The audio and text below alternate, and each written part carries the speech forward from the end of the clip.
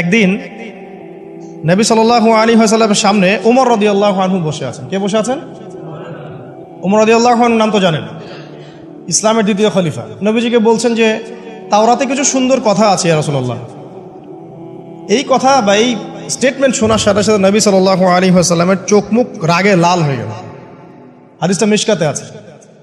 রাগে লাল হয়ে নবী সাল্লাল্লাহু আলাইহি ওয়াসাল্লাম বলছেন যে ইয়া ওমর, হে ওমর, তুমি আমার সামনে তাওরাত পড়ছো? জেনে রাখো, লাউ কানা মূসা হাইয়ান, যদি মূসা আলাইহিস সালাম এখন জীবিত থাকতো। তাওরাত কার উপর নাজিল হয়েছে? মূসা। তাওরাত পড়ছো আমার সামনে, তাওরাত যার উপর নাজিল হয়েছে সেই মূসা আলাইহিস সালাম যদি জীবিত থাকতো এখন, ফাত্তাবা'তুমুহু, আর তোমরা আমাকে বাদ দিয়ে তার অনুসরণ করতে, ওয়া তারাকতুমুনি, আমাকে ছেড়ে দিতে, লা দালালতুম আন সাওয়াইস সাবিল, তাহলে তোমরা অবশ্যই পথভ্রষ্ট হয়ে যেতে। তাওরাত পড়ছো, এখন যদি মূসা আলাইহিস সালামও জীবিত থাকতো আর তোমরা আমাকে বাদ দিয়ে নবী মূসার অনুসরণ করা শুরু করতে, তোমরা অবশ্যই জাহান্নামী হয়ে যেতে। লাউ কানা মূসা হাইয়ান, যদি মূসাও জীবিত থাকতো এখন, আবার যদি জীবিত করা হয় আলাইহিস সালাম, লাত্তাবা'নি, অবশ্যই তাকে আমার অনুসরণ করতে হবে। কথা কি বুঝতে পারছেন? এই কারণে শেষ জামানা যখন ঈসা ইবনে মারইয়াম আসবেন, তিনি নতুন কোনো শরীয়ত নিয়ে আসবেন না। কি নিয়ে আসবেন? তিনি মুহাম্মদ সাল্লাল্লাহু আলাইহি ওয়াসাল্লামের অনুকরণ রূপেই পৃথিবীতে আসবেন ইনশাআল্লাহ। তো আল্লাহ পাক আমাদেরকে দিয়েছেন আল কোরআন, এবং কোরআন এর ব্যাখ্যা হচ্ছে হাদিস। নবী সাল্লাল্লাহু আলাইহি ওয়াসাল্লাম বিদায় হজের ভাষণে বলেছেন, এই হাদিসটা খুব ভালো করে মনে রাখবেন। তিনি বলেছেন যে তারাকতু ফিকুম আমরাইন, আমি তোমাদের মাঝে মাত্র দুটা বস্তু ছেড়ে যাচ্ছি। কয়টা বস্তু? দুটা বস্তু। লান তাদিল্লু মা তামাসসাকতুম বিহিমা, তোমরা কোশ্চিন কালেও পথভ্রষ্ট হবে না যতদিন পর্যন্ত এই দুটাকে আঁকড়ে ধরে থাকবে। ঠিক আছে? তোমরা কোশ্চিন কালেও পথভ্রষ্ট হবে না যতদিন পর্যন্ত এই দুটাকে তোমরা শক্ত করে আঁকড়ে ধরে থাকবে। অন্য হাদিসে আছে দাঁতের মাড়ি দিয়ে কামড়ে থাকবে। আপনি সামনের দাঁত দিয়ে কিছু কামড়াতে গেলে কিন্তু টান দিলে ছিঁড়ে যাবে না? দাঁতের মাড়ি দিয়ে যদি শক্ত করে ধরেন, এত সহজে কিন্তু টান দিলে ছিঁড়বে না। এই জন্য নবীজি বলছেন সাল্লাল্লাহু আলাইহি ওয়াসাল্লাম, দাঁতের মাড়ি দিয়ে কামড়ে ধরে থাকবে কোরআন এবং সুন্নাহকে। সেই দুটো বস্তু কি? নবী সাল্লাল্লাহু আলাইহি ওয়াসাল্লাম বলছেন, একটা হচ্ছে কিতাব আল্লাহ, আল্লাহ পাকের কিতাব, মানে কি? আল কোরআন। ওয়া সুন্নতি নবীহি, মানে নবীর সুন্নাত, অর্থাৎ হাদিসগুলো। কোরআন এবং সুন্নাহ মিলে ইসলাম। এই ইসলামটাই হচ্ছে আল্লাহ রাব্বুল আলামিনের মনোনীত সর্বশেষ দিন, সর্বশেষ টেস্টিমেন্ট। মানে আদম আলাইহিস সালামও তো মুসলিম ছিলেন, নূহ আলাইহিস সালামও মুসলিম ছিলেন, ঈসা আলাইহিস সালাম, মূসা আলাইহিস সালাম, ইব্রাহিম আলাইহিস সালাম, এই যে লক্ষ লক্ষ নবী রাসূল, তারা মুসলিম ছিলেন না? সবাই মুসলিম ছিলেন, কিন্তু সর্বশেষ যে বিধিবিধানগুলো আল্লাহর পক্ষ থেকে এসেছে সেটা কি? কোরআন এবং সুন্নাহ এবং ইসলামের এই নতুন রূপটা, সর্বস্বীকৃত সর্বনতুন যে রূপটা, এটা কিয়ামত পর্যন্ত থাকবে ইনশাআল্লাহ। তো ইসলাম চির প্রাচীন এবং চির নতুন, চির আধুনিক। আমরা কি বুঝাতে পারছি? এখন এই ইসলামটা কি পরিবর্তনযোগ্য? উত্তর না। আল্লাহ পাক সূরা মাইদার 3 নম্বর আয়াতে বলছেন, আল ইয়াউমা আকমালতু লাকুম দীনাকুম ওয়া আতমামতু আলাইকুম নি'মাতি ওয়া রাদিতু লাকুমুল ইসলাম দীনান। আল্লাহ পাক বলছেন, আজকে আমি তোমাদের উপরে দ্বীন ইসলামকে পরিপূর্ণ করে দিলাম। পরিপূর্ণ করে দেওয়ার অর্থ হচ্ছে এখানে সংযোজন বিয়োজনের কোনো সুযোগ নাই। কেউ যদি বলে 5 ওয়াক্ত নামাজের জায়গায় 6 ওয়াক্ত বানাই দিব আমরা, ঠিক আছে? সুযোগ আছে? সুযোগ নাই। জাকাতের বিধানটা খুব কঠিন মনে হয়, জাকাতের নিসাবটা একটু কমাই দিব, পারবে? ইসলামের চুল পরিমাণ কিছু ঢোকানোর, বের করার কোনো সুযোগ নাই। কেন নাই? কারণ আল্লাহ পাক এই দিনটাকে পরিপূর্ণ করে দিয়েছে। আল ইয়াউমা আকমালতু লাকুম দীনাকুম, দিনটাকে কামেল করেছি। কামেল মানে, কামেল পাস মানে কি? সার্টিফিকেট পাইছে পরিপূর্ণ, তাই না? সার্টিফিকেট সব কিছু না, জ্ঞান সব কিছু। এবং এই জ্ঞান শুধুমাত্র বই পড়ে অর্জিত হবে এমনও নয়। জ্ঞান আসে কার পক্ষ থেকে? আল্লাহর পক্ষ থেকে। এটা মনে রাখবেন, জ্ঞান আল্লাহর পক্ষ থেকে আসে। হ্যাঁ, জ্ঞান কখন আসবে? যখন আপনি পরিশ্রম করবেন, আপনার পরিশ্রম আল্লাহ পাক দেখবেন, আপনি ধারাবাহিকভাবে লেগে থাকবেন, আল্লাহর কাছে বেশি বেশি দোয়া করবেন, পাপ ছেড়ে দিবেন, গুনাহ ছেড়ে দিবেন, গুনাহমুক্ত অন্তর নিয়ে আল্লাহর কাছে কান্নাকাটি করবেন, আল্লাহ পাক ইনশাআল্লাহ ইলম দান করবে ইনশাআল্লাহ। ইমাম শাফি রাহিমাহুল্লাহ বলতেন যে আমি অনেক পড়ি কিন্তু ভুলে যাই। তার ওস্তাদ তাকে বললেন যে তুমি পাপ করা ছেড়ে দাও, যদি গুনাহ করতে থাকো তাহলে তোমার অন্তরে আল্লাহর নূর নাজিল হবে না। ঠিক আছে? গুনাহ মুক্ত অন্তর নিয়ে ইলম চর্চা করতে হয়। আল্লাহ পাক তৌফিক দান করুন, আমিন। আর ইলম অর্জন করে যদি অহংকার আর হিংসা চলে আসে, তাহলে সেই ইলম হবে শয়তানের ইলম। শয়তান প্রচণ্ড আলেম ছিল, কিন্তু ইবলিস কি ছিল? আলেম ছিল। সে কিন্তু আলেম আর আবেদ ছিল। সে এলেম অনেক অর্জন করেছিল এবং আল্লাহ পাকের প্রচুর ইবাদত করত, কিন্তু তারপরেও কেন সে জাহান্নামী হলো? কারণ একটাই, আবা ওয়াস্তাকবারা, সে উদ্ধত হয়েছিল, অহংকার করেছিল। ইসলাম পরিপূর্ণ, এখানে সংযোজন বিয়োজনের কোনো সুযোগ নাই। এখন ইসলাম ছাড়া অন্য কোনো দিন মানলে কি হবে কিনা? আল্লাহ পাক সূরা আলী ইমরানের মধ্যেই বলছেন, ওয়ামান ইয়াবতাগি গায়রাল ইসলামি দীনান ফালা ইউকবালা মিনহু, কেউ যদি ইসলাম ছাড়া, এই পরিপূর্ণ দিনটা ছাড়া অন্য কোনো জীবন ব্যবস্থা তালাশ করে, তার পক্ষ থেকে কশ্চিন কালেও কোনো আমল কবুল করা হবে না। তো কার কথা? আল্লাহর কথা। একটা জায়গায় আমি ফোকাস করি যে দিন পালন করতে গিয়ে সবচেয়ে বড় চ্যালেঞ্জটা হচ্ছে, সবচেয়ে বড় চ্যালেঞ্জ সেটা হচ্ছে আল্লাহকে পাওয়া। কি করা? যে আল্লাহর কাছ থেকে আমরা এসেছি সেই আল্লাহকে দুনিয়াতে এবং আখিরাতে পাওয়া, এটাই চ্যালেঞ্জ। আল্লাহকে যে ব্যক্তি পেয়েছে সে দুনিয়ার সব পেয়ে গেছে। আল্লাহকে যে পায় নাই সে আসলে কিছুই পায় নাই, ইহকাল পরকালের কিছুই পায়নি। এখন আমরা আল্লাহকে পাবো কিভাবে? এটা বড় প্রশ্ন না? যে আল্লাহর কাছ থেকে, যে জান্নাত থেকে আমরা পৃথিবীতে চলে আসলাম, আর সেই জান্নাতে যেতে হলে তো আমাকে আল্লাহকে পেতে হবে। আল্লাহকে পেতে হলে আমার কি কি করণীয়? খুব শর্ট করে আমি কয়েকটা পয়েন্টস আপনাদেরকে শেয়ার করছি। এক নাম্বার, আল্লাহকে পেতে হলে অবশ্যই তার নবী মুহাম্মদ সাল্লাল্লাহু আলাইহি ওয়াসাল্লামকে অনুসরণ করতে হবে। এছাড়া আল্লাহকে পাওয়ার দ্বিতীয় কোনো পথ নাই। আল্লাহকে পেতে হলে অবশ্যই তার নবী মুহাম্মদ সাল্লাল্লাহু আলাইহি ওয়াসাল্লামের আদর্শগুলো জীবনের প্রতিটা ক্ষেত্রে বাস্তবায়ন করতে হবে। চলাফেরা, ওঠা বসা, খাওয়া দাওয়া, ইস্তেঞ্জা করা, মুআমালাত, ব্যবসা বাণিজ্য, অর্থনীতি, সমাজ, রাষ্ট্র, সব ক্ষেত্রে আপনাকে মুহাম্মদ সাল্লাল্লাহু আলাইহি ওয়াসাল্লামের তরিকা, আদর্শটাকে ফলো করতে হবে। তাহলে আপনি আল্লাহকে পাবেন ইনশাআল্লাহ। যে ব্যক্তি আল্লাহকে পেয়েছে সে দুনিয়াও পেয়েছে, আখিরাতও পেয়েছে। যে আল্লাহকে পায় নাই, দুনিয়াও বরবাদ, আখিরাতও বরবাদ।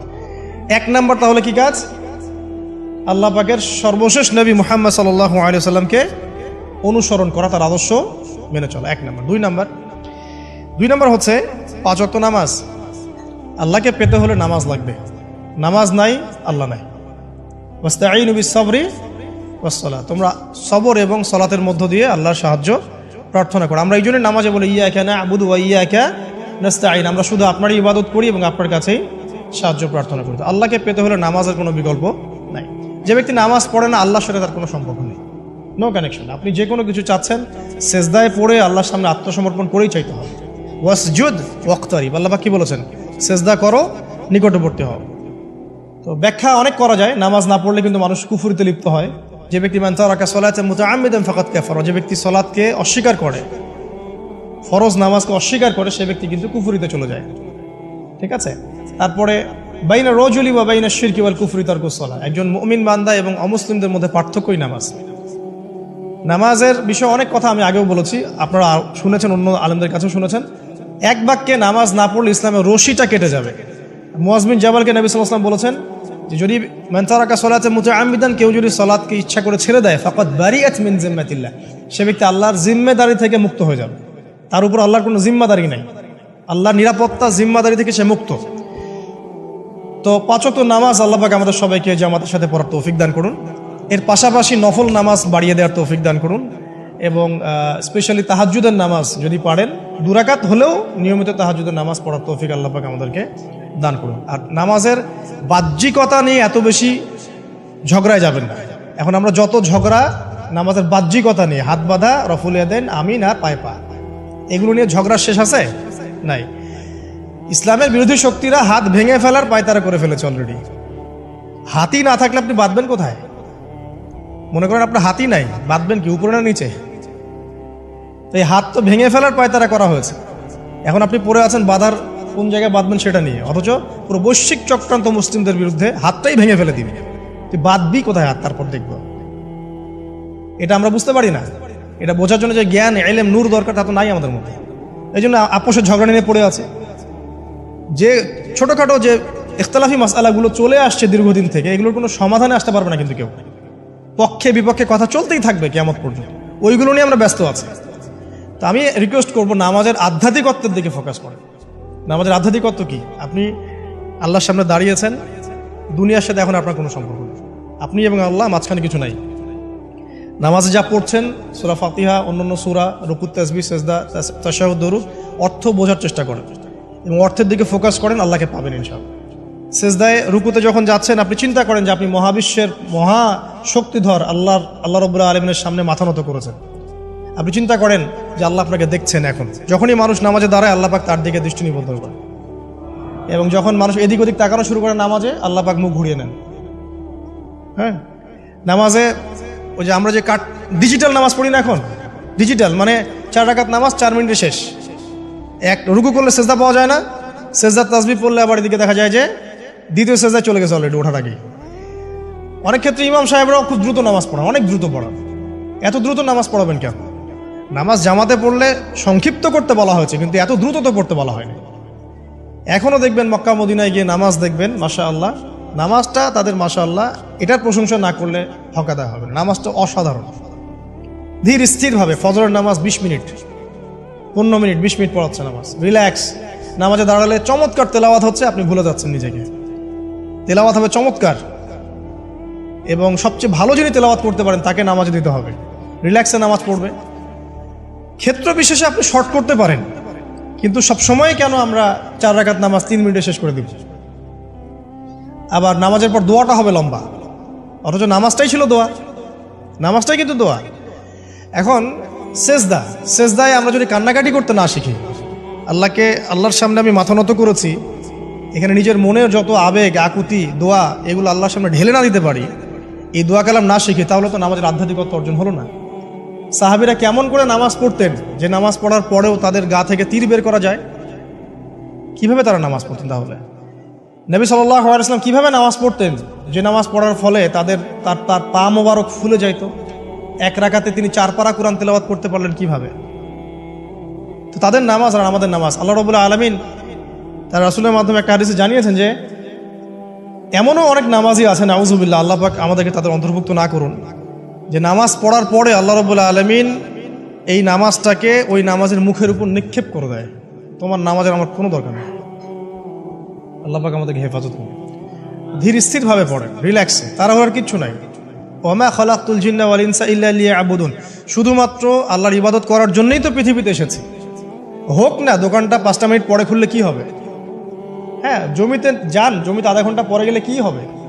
যে আল্লাহ পাক আপনাকে বাঁচিয়ে রাখতে পারেন, সে আল্লাহ পাক আল্লাহর পথে সময় দিলে আপনাকে অফুরন্ত রিজিকও তো দিতে পারেন না?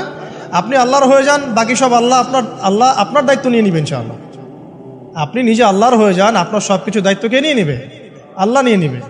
আল্লাহ পাক আমাদেরকে ধীর স্থিরভাবে আধ্যাত্মিকত্ব অর্জন করে নামাজ পড়ার তৌফিক দান করুন, আমিন।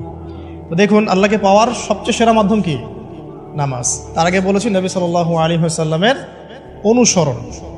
আল্লাহকে পাওয়ার তৃতীয় একটা মাধ্যম বলে দিই আমি, সওম বা রোজা রাখা। অল্প সময় ঘুরিয়ে নিচ্ছি, সওম বা রোজা রাখা। রোজা কেন আল্লাহকে পাওয়ার মাধ্যম জানেন? কারণ রোজা রাখা অবস্থায় আমরা কিন্তু গোপনে পানাহার করি না, করি? আমরা রোজা রেখেছি, গোপনে কিন্তু পানি খেতে পারি, কেউ দেখবে না। গোসল করছেন, আপনি পানি খেতে পারেন, কেউ দেখবে না। লুকিয়ে লুকিয়ে আপনি কিন্তু খাবার খেতে পারেন, কেউ দেখবে না, বাসায় কেউ নাই দেখার, কিন্তু আপনি খান না।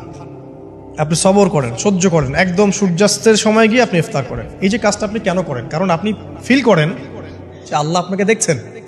কেউ আপনাকে দেখুক না দেখুক, আল্লাহ আপনাকে দেখছেন। এটাই হচ্ছে ইহসান, এটাই হচ্ছে আল্লাহ পাকের মারিফতকে উপলব্ধি করা। আল্লাহ রাসূল সাল্লাল্লাহু আলাইহি ওয়াসাল্লাম বলেছেন, ইহসান হচ্ছে আন তা'বুদাল্লাহা কাআন্নাকা তারা, তুমি এমন ভাবে আল্লাহর ইবাদত করবে যেন তুমি আল্লাহকে দেখছো। ওয়া ইল্লাম তাকুন তারাহু ফাইন্নাহু ইয়ারাক, তুমি আল্লাহকে দেখতে না পারলেও বিশ্বাস করবে আল্লাহ তোমাকে দেখছেন। এটা রোজা রাখলে উপলব্ধি হয় না যে আল্লাহ আমাকে দেখছেন? এটা হচ্ছে আল্লাহকে পাওয়ার মাধ্যম।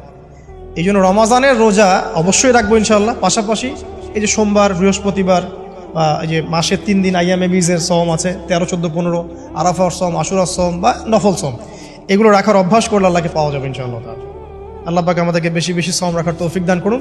এবং আমাকে, আপনাদের সবাইকে বিগত জীবনে আমরা যারা বিভিন্ন সময় সওম রাখি নাই বা রাখতে পারি নাই, বা বিভিন্ন সালাত পড়তে পারি নাই, এগুলোকে হিসেব করে আদায় করার তৌফিক আল্লাহ পাক দান করুন, আমিন। 4 নম্বর একটা মাধ্যম বলে দিই আল্লাহকে পাওয়ার, সেটা হলো তিলাওয়াতে কোরআন। কোরআন তেলাওয়াত যে যত বেশি করবে, অর্থ উপলব্ধি করে পড়বে, সে আল্লাহ পাককে চাক্ষুষ পাবে ইনশাআল্লাহ। মানে আল্লাহ রাব্বুল আলামিন একটা চিঠি দিয়েছেন, মনে করেন আপনাকে, আপনার একজন কথার কথা এক্সাম্পল দিচ্ছি, যে আপনার কোনো একজন বন্ধু আছে অনেক দূরের কোনো দেশে, তা আপনি তাকে দেখেনও নাই, আপনি তাকে চিনেনও, মানে আপনি তার চেহারা দেখেন নাই, তাকে চিনেন না, তার সাথে যোগাযোগের মাধ্যম হচ্ছে আপনার চিঠি বা মেসেজ, ঠিক আছে? এখন সে আপনাকে কিছু মেসেজ পাঠালো, এই মেসেজের মধ্যে সে কিছু ইনস্ট্রাকশন দিয়েছে যে এইগুলো করতে হবে, এগুলো করতে হবে, বা আপনার প্রতি ভালোবাসার ইজহার করছে। মানে এই মেসেজটা যদি আপনি পড়তে পারেন তাহলে আপনি আপনার বন্ধুর সাথে একটা কানেকশন তৈরি করলেন না? বুঝতে পারছি না? আচ্ছা, এখন সমস্যা হচ্ছে কি, আমরা ওই মেসেজটা পড়তেই পারি না। আমরা তো কোরআনটা পড়তেই জানি না, তাহলে মেসেজটা পাবো কিভাবে? আর যারা পড়তে জানি সেই ভাষাটা বুঝি না। এখন ওই বন্ধু মনে করেন চিঠি লিখেছে বাংলা ভাষায়, আর আপনি বাংলা পড়তে জানেন না, তাহলে কি পারবেন উপলব্ধি করতে তার মনের ভাব, সেই বন্ধুর আবেগ, ভালোবাসা, প্রেম আপনি কি উপলব্ধি করতে পারবেন? লিখেছে সে উর্দু দিয়ে বা ইংরেজিতে, আপনি ইংরেজি বোঝেন না, ইংরেজি লিখতে পারেন না, তাহলে কি আপনি তার চিঠি বুঝতে পারবেন? এখন আমরা যেহেতু আরবি বুঝি না, এই কারণে কোরআনের মধ্যে কি বলেছেন আল্লাহ রাব্বুল আলামিন আমরা উপলব্ধি করতে পারছি। আমি কি বুঝাতে পারছি? তো কোরআন শুধুমাত্র তিলাওয়াত করা যথেষ্ট নয়। তিলাওয়াত করলে আপনি প্রত্যেক হরফে 10 নেকি পাবেন, কোনো সমস্যা নাই, কিন্তু ওই মেসেজটাকে উপলব্ধি করতে হলে আপনার অর্থটা জানতে হবে। অর্থ জানলে পরে আপনি দেখবেন আল্লাহকে আপনি চাক্ষুর সামনে পাচ্ছেন ইনশাআল্লাহ। আপনি হতাশ হয়েছেন, হতাশা দূর করার জন্য সূরা আছে কোরআনে। বিপদে পড়েছেন, বিপদ দূর করার সূরা আছে কোরআনে। আপনার রিজিকের সমস্যা কাটানোর সূরা কোরআনে আছে। কোনো হাজতের প্রয়োজন, সূরা ইয়াসিন, হাজতের সূরা চলে আসে। অসুস্থ হয়েছেন, শেফার সূরা কোরআনে আছে। বা কাউকে জিন টোনা করা হয়েছে, বান টোনা করা হয়েছে, ওর শেফাও কোরআনে আছে। এমন কোনো বিষয় নাই যেটা আল্লাহ রাব্বুল আলামিন কোরআনের মধ্যে নাজিল করেন নাই। ব্যবসা করতে চান, কোরআন কথা বলবে, ঠিক আছে? আপনি সামাজিক বিষয়ে ডিল করতে চান, সূরা হুজুরাত কথা বলবে। আপনি ইতিহাস ভালোবাসেন, কোরআনে ইতিহাস দিয়ে ভর্তি করা আছে। আপনি কাব্য ভালোবাসেন, কবিতা পড়তে ভালোবাসেন, কোরআনের মধ্যে কবিতা দিয়েও ভর্তি আছে। আর রহমান আল্লামাল কোরআন খালাকাল ইনসান, এখানে ছন্দ আছে না? প্রত্যেকটা ছন্দ, ওয়ান নাজমি ইযা হাওয়া মা দাল্লা সাহিবুকুম ওয়া মা গাওয়া ওয়া মা ইয়ানতিকু আনিল হাওয়া, ছন্দ আছে না? আপনি উপন্যাস ভালোবাসেন, কোরআনে অনেক উপন্যাস আছে। যা চান তাই পাবেন কোরআনে। এক কথায় আপনি আল্লাহকে পাবেন কোরআনের মধ্য দিয়ে। কোরআনের সাথে যার সম্পর্ক যত বেশি, আল্লাহর মারেফত সে তত বেশি পাবে ইনশাআল্লাহু আজ্জা ওয়া জাল্লা। 4টা বলেছি না? 5 নম্বর হচ্ছে হজ ওমরা করা। হজ ওমরা আল্লাহ পাক আমাদের সবাইকে বেশি বেশি করার তৌফিক দেখ। হজ এবং ওমরা এমন কিছু কাজ আছে যে কাজগুলো সরাসরি আপনার সাথে আল্লাহ পাকে কানেকশন করা। আরাফার মাঠে যাবেন, ওই মাঠে কি কিয়ামত হবে না? আল্লাহকে চিনতে পারবেন এখানেই। তারপরে যে সাই করেন না, সাফা মারওয়া সাই করে, ওখানে গেলে আপনি বুঝতে পারবেন যে কিভাবে ইসমাইল আলাইহিস সালামকে পানি দেওয়ার জন্য তার মা হাজরা এখানে দৌড়াদৌড়ি করেছে। বাইতুল্লাহ দেখবেন, আপনি চিনবেন যে আল্লাহর তাওহীদ কি জিনিস। চোখে দেখার সাথে সাথে আপনার ভিতরে এমন একটা ফিলিংস আসবে যেটা ভাষায় প্রকাশ করা যাবে না। চোখে দেখার সাথে সাথেই এমন একটা ফিলিংস আসবে, আপনাকে আমি এটা ভাষায় প্রকাশ করে বোঝাতে পারবো না। আপনি জানবেন ইব্রাহিম আলাইহিস সালাম এবং তার ছেলে ইসমাইল আলাইহিস সালাম বাপ বেটা মিলে রাজমিস্ত্রি কাজ করেছে। এটা আপনি জামজাম কূপ দেখবেন, পানি পান করবেন, আল্লাহকে চিনতে পারবেন। এই কূপ তো অলৌকিক, এই কূপের মতো কূপ নাই পৃথিবীতে, এর পানি কখনো শেষ হয় না, এবং এই পানি খেয়ে মানুষ বেঁচে থাকতে পারে, খাবারের দরকার হবে না। দীর্ঘদিন পর্যন্ত এই পানি খেয়ে মানুষ বেঁচে থাকতে পারবে, খাবারের প্রয়োজন হয় না। তো এই পানির মধ্যে এমন কিছু উপাদান আছে যেটা মানুষের শরীরের রোগগুলোকে শেফা দিয়ে দিবে ইনশাআল্লাহ তাআলা আল্লাহর হুকুমে। তো প্রত্যেকটা কাজে রাসূল সাল্লাল্লাহু আলাইহি ওয়াসাল্লামের শহরে গেছেন মদিনায়, ওই মদিনার বাতাসটা আপনাকে বলে দিবে যেটা এটা একটা অন্যরকম শহর, ঠিক আছে? রাসূল সাল্লাল্লাহু আলাইহি ওয়াসাল্লামের রওজায় যাবেন, সামনে দাঁড়াবেন, আপনি আল্লাহকে চিনতে পারবেন। আপনি আর পৃথিবীতে থাকবেন না, অন্য জগতে চলে যাবেন। ওই যে বাকিউল গারকাত আছে, সাহাবীদের কবরস্থান জান্নাতুল বাকি, ওখানে ঢুকবেন, আপনার কাছে মনে হবে যে পৃথিবীটা আসলে কিছুই না। পৃথিবীর সবচেয়ে সেরা মানুষগুলো এই মাটির নিচে শুয়ে আছে, ওখানে আপনাকে খুবই তুচ্ছ মনে হবে তাদের সাথে। এই যে মানে বিভিন্ন জায়গায় গিয়ে আল্লাহকে চিনতে পাওয়া, এটা সবচেয়ে ভালো হয় হজ এবং উমরাতে গিয়ে। আল্লাহ পাক আমাদেরকে তৌফিক এনায়েত করুন, আমিন। তো এটা একটা আল্লাহকে পাওয়ার নিদর্শ। যাদের হজ ফরজ হয়ে গেছে অবশ্যই হজ করে ফেলবেন, আর যাদের সামর্থ্য আছে তারা বেশি বেশি উমরা করবেন। নবী সাল্লাল্লাহু আলাইহি ওয়াসাল্লাম বলেছেন, এক হজ পরের হজের মধ্যে যত গুনাহ মাফ করিয়ে দেয়, এক ওমরা পরের ওমরার মধ্যে যত গুনাহ সেগুলোকে মাফ করিয়ে দেয়। আল্লাহ পাক আমাদেরকে এই আমলগুলো করার তৌফিক এনায়েত করুন। 6 নাম্বার বলছি জিকির। আল্লাহ পাকের জিকির বাড়াতে হবে। যে আল্লাহ পাকের জিকির যত বেশি করবে, সে আল্লাহ পাকের মারিফত তত বেশি উপলব্ধি করবে, আল্লাহকে পাবে ইনশাআল্লাহ। আর এই জিকির করার জন্যে ওযুও শর্ত নয়, জানেন? আল্লাহর জিকির করার জন্য কিন্তু ওযু শর্ত নয়। আপনি মনে মনে চলতে ফিরতে অলওয়েজ সুবহানাল্লাহ, আলহামদুলিল্লাহ, আল্লাহু আকবার, লা ইলাহা ইল্লাল্লাহ, আস্তাগফিরুল্লাহ পড়তেই থাকতে পারেন। কষ্টের কিছু আছে? খালি জবান চলবে। মাঠে কাজ করছেন, ওই যে লাঙল দিয়ে কাজ করছেন, সেচ দিচ্ছেন, আপনি পড়তে থাকবেন আস্তাগফিরুল্লাহ ওয়া আতুবু ইলাইহি, লা হাওলা ওয়ালা কুওয়াতা ইল্লা বিল্লাহ, সুবহানাল্লাহ, আলহামদুলিল্লাহ, লা ইলাহা ইল্লাল্লাহ, আল্লাহু আকবার। কোনো সমস্যা নেই। রান্না বান্না করছে মেয়েরা, এটা করতে করতে পড়তে পারবে না? গাড়ি ড্রাইভ করছেন, ড্রাইভ করতে করতে আপনি পড়তে পারবেন লা ইলাহা ইল্লাল্লাহ ওয়াহদাহু লা শারীকা লাহু লাহুল মুলক ওয়া লাহুল হামদু ওয়া হুয়া আলা কুল্লি শাইইন কাদির। যে কোনো কাজ করতে করতেই ইল্লাল ইস্তিনজা, ইস্তিনজা বাদ দিয়ে। ইস্তিনজা কি জিনিস? প্রসাব পায়খানা। এই সময় এগুলো মুখ দিয়ে বলবেন না, দরকার নাই। আপনি এখানে এরপরে যে সময়গুলো আছে এগুলোতে আপনি জিকির বাড়াবেন। যে যত বেশি জিকির করবে তার কলব তত বেশি পরিচ্ছন্ন হবে। যার কলব যত পরিচ্ছন্ন আল্লাহর নূর তার কলবে তত বেশি আসবে, সে আল্লাহ পাকে তত কাছে পাবে ইনশাআল্লাহু আযজা ওয়া জাল। 7 নাম্বার দোয়া ইস্তেগফার বাড়িয়ে দেয়। আল্লাহর কাছে বেশি বেশি দোয়া করতে হবে। দোয়া বাড়িয়ে দেন।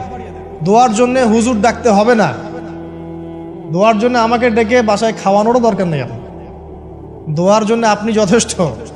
নামাজে দাঁড়ান, নামাজের সেজদায় দোয়া করেন। নফল নামাজ পড়েন, নফল নামাজের সেজদায় দোয়া করেন। নামাজের পরে হাত তুলে দোয়া করেন প্রয়োজনে। নামাজে সালাম ফিরানোর আগে দোয়া করেন। যে কোনো ভালো কাজ করেছেন তারপর দোয়া করেন, ঠিক আছে? কোরআন তেলাওয়াত করলেন, দোয়া করেন।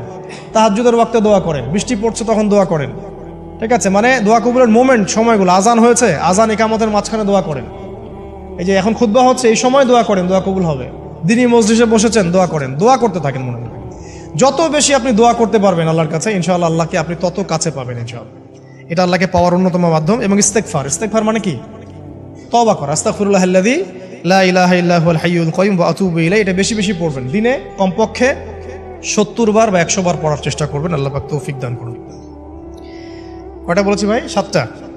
আচ্ছা, 8 নাম্বার হচ্ছে সদকা করা। সদকা, দান সদাকা আল্লাহর কাছে খুব বেশি পছন্দের। দান সদকা করার জন্য সম্পদ লাগে না। আমার কথা শোনেন, দান সদকা করার জন্য সম্পদ লাগে না, কলিজা লাগে, মন লাগে। বহু বড় বড় মানুষ আছে দান সদকা করতে পারে না, কোটিপতি, যাকাত দেয় না, আছে না? আর বহু গরিব মানুষ ভ্যান চালায়, কৃষিকাজ করে, দেখবেন 100 টাকা দান করে দিল। মন থাকতে হয়, মন, কলিজা বড় থাকতে হয়। তো যাদের কলিজা বড়, মন বড়, তারা দান সদকা করতে পারবে ইনশাআল্লাহ। আর যার মন বড় সেখানেই তো আল্লাহর নূর আসবে। সংক্ষিপ্ত মনে কি, সংকীর্ণ মন আল্লাহর নূর কোত্থেকে আসবে? কথা বুঝতে পারেন নাই? তো দান সদকা বাড়ান। আপনি 1 টাকা দান করেন, 5 টাকা দান করেন, হালাল রিজিক থেকে 1 টাকা দান করেন, সেটা আল্লাহর কাছে অনেক বেশি পছন্দের। একটা হাদিসে নবী সাল্লাল্লাহু আলাইহি ওয়াসাল্লাম বলেছেন, হালাল উপার্জন থেকে আল্লাহর বান্দারা যখন একটা খেজুরও দান করে, আল্লাহ পাক সেই একটা খেজুরকে আস্তে আস্তে বড় করতে থাকেন, বড় করতে থাকেন, বড় করতে থাকেন। এটা এক পর্যায়ে পাহাড়ের সমান হয়ে যায়।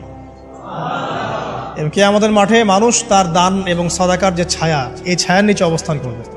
আপনার বিপদ হয়েছে, দান সদকা করেন, বিপদ দূর হয়ে যাবে ইনশাআল্লাহ। জটিল কোনো রোগ হয়েছে, কোনো ডাক্তার ট্রিটমেন্ট করতে পারছে না, সদকা করেন, রোগ ভালো হয়ে যেতে পারে ইনশাআল্লাহ। সদকার ব্যাপক ফজিলত আছে। সদাকা, দান সদাকা, দোয়া, এগুলো তাকদিরের যে বিপদ আপদগুলো আছে না, ঝুলে আছে, আমাদের তাকদিরে বিপদ আছে না অনেক, এগুলোকেও সরিয়ে দিতে পারে আপনার। এই শক্তি আছে দোয়া এবং দান সদকার মধ্যে। আল্লাহ পাক আমাদেরকে বেশি বেশি সদাকা করার তৌফিক দান করুন, আমিন। আর সদাকা নফল না করতে পারলেও কমপক্ষে ফরজ জাকাতটুকু দিবেন। ফরজ জাকাতটুকু দিবেন, কারণ জাকাত, সদকা এবং ব্যবসা এগুলো হচ্ছে ইসলামিক অর্থনীতির মূল ভিত্তি, এর সাথে কৃষিকাজ। আর দুটো বলে শেষ করে দেই। 9 নম্বর হচ্ছে আমর বিল মারুফ এবং নাহি আনিল মুনকারের কাজ করা, মানে সৎ কাজের আদেশ করা, মানুষকে অসৎ কাজে নিষেধ করা। এই কাজটা যে যত বেশি করবে সে তত বড় ব্যবসায়ী। কারণ কি, আপনার দাওয়াতে, আপনার লেকচার শুনে, আপনার বই পড়ে, আপনার নসিহত শুনে যদি একটা মানুষও দিনের পথে ফিরে আসে, ওই একটা মানুষের সারা জীবনের যে নেক কাজ, এই সমস্ত নেক কাজের একটা অংশ আপনি পাবেন। আবার আপনি কাউকে অন্যায় থেকে বারণ করেছেন, আপনার দাওয়াত শুনে কেউ সিগারেট ছেড়ে দিয়েছে, মাদক ছেড়ে দিয়েছে, জেনা ছেড়ে দিয়েছে, পর্ন ছেড়ে দিয়েছে, বা হারাম সুদ ছেড়ে দিয়েছে, ওই মানুষটা এখন সারা জীবন যত ভালো কাজ করবে, এই পুরো ভালো কাজের একটা অংশ আপনি পাবেন ইনশাআল্লাহ। এর চেয়ে বড় কিন্তু কোনো ব্যবসা নাই। এই কাজটা করলে আল্লাহ পাকের রহমত নেমে আসে, আর এই কাজটা ছেড়ে দিলে আল্লাহ পাকের গজব নেমে আসবে। যখন মানুষ ন্যায়ের আদেশ এবং অন্যায় নিষেধ ছেড়ে দিবে, আল্লাহর গজব নেমে আসবে। আর মানুষ যত বেশি সৎ কাজে আদেশ করবে, অসৎ কাজে নিষেধ করবে, আল্লাহর রহমত তত কাছে আসবে ইনশাআল্লাহ। আল্লাহকে পাওয়া যাবে ইনশাআল্লাহ তাআলা। আল্লাহ পাক আমাদেরকে তৌফিক এনায়েত করুন। আর সর্বশেষ একটা বলে শেষ করে দেই, সেটা হলো যে আল্লাহর দিনকে, আল্লাহর দিনের খেদমত করা বা দিনের কল্যাণে নিজেকে নিয়োজিত রাখা। আল্লাহর দিনের খেদমত করা বা দিনের কল্যাণে নিজেকে নিয়োজিত করলে আল্লাহ পাককে পাওয়া যাবে ইনশাআল্লাহ। এই পৃথিবীতে আল্লাহ পাকের সবচেয়ে গুরুত্বপূর্ণ জিনিসটা কি, নিয়ামতটা কি? আল্লাহর দিন না? এই দিন ছাড়া কি পৃথিবীতে আর কিছু আছে? একটা হাদিসে আসছে যে পুরো পৃথিবীটাই তো অভিশপ্ত। পুরো পৃথিবীটা কি? অভিশপ্ত। শুধুমাত্র দিনের এলেম অর্জনের জায়গা ছাড়া, তালেবে এলেমদের জায়গা ছাড়া, দিনী মাহফিলগুলো ছাড়া, যেখানে নামাজ হয় এই জায়গাগুলো ছাড়া, বাকি সব অভিশপ্ত জায়গা। তো এখানে পৃথিবীতে সবচেয়ে গুরুত্বপূর্ণ এবং ইম্পর্টেন্ট আল্লাহর কাছে প্রিয় জিনিসটাকে আল্লাহর দিন। তো আল্লাহর সেই প্রিয় জিনিসটাকে যারা এগিয়ে নেওয়ার চেষ্টা করবে, সেই দিনের খেদমত করার চেষ্টা করবে, দিনের জন্য একটা মসজিদ করা, একটা মাদ্রাসা করা, হ্যাঁ, একটা কোনো ভালো কোনো প্রকল্প করার চেষ্টা করবে, আল্লাহ পাক কি তাদেরকে রক্ষণাবেক্ষণ করবেন না? আল্লাহ পাক তাদের অভিভাবক হবেন না? নিঃসন্দেহ হবেন ইনশাআল্লাহ। এবং ইনশাআল্লাহ তাআলা তারা পৃথিবীতেও সফল হবে, পরকালেও ইনশাআল্লাহ তাআলা সাফল্যের চাদর তাদেরকে আঁকড়ে ধরবে ইনশাআল্লাহ তাআলা। আল্লাহ রাব্বুল আলামিন আমরা সবাইকে এই দুনিয়াতে আল্লাহকে পাওয়ার তৌফিক দান করুন, এবং যে কাজগুলো করলে পরে আল্লাহকে পাওয়া যায় সেই কাজগুলো বেশি বেশি করে করার তৌফিক আল্লাহ পাক দান করুন, এবং পরকালে আল্লাহ রাব্বুল আলামিন আমাদের